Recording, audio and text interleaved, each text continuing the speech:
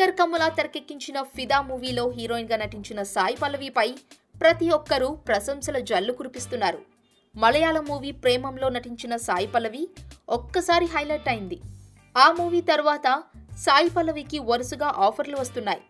అలాగే ఇప్పుడు ఫిదా మూవీలో కూడా సాయి పల్లవి క్యారెక్టర్ హైలైట్ అవ్వడం వలన తెలుగు ప్రేక్షకుల్లో ఫుల్ క్రేజ్ సంపాదించింది ఈ భామ.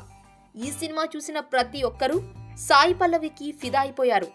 దాంతో ఈ ముద్దుగుమ్మకి వరుస అవకాశాలు వచ్చి చేతిలో పడుతున్నాయి.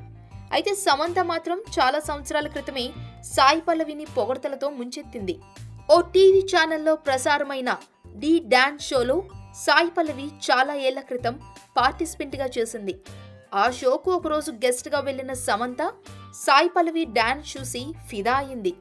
అప్పుడే ఆమెపై ప్రశంసలు కురిపించింది. మళ్ళీ ఇన్నాళ్లకు ఆ వీడియో మళ్ళీ సోషల్ మీడియాలో హల్చల్ చేస్తోంది.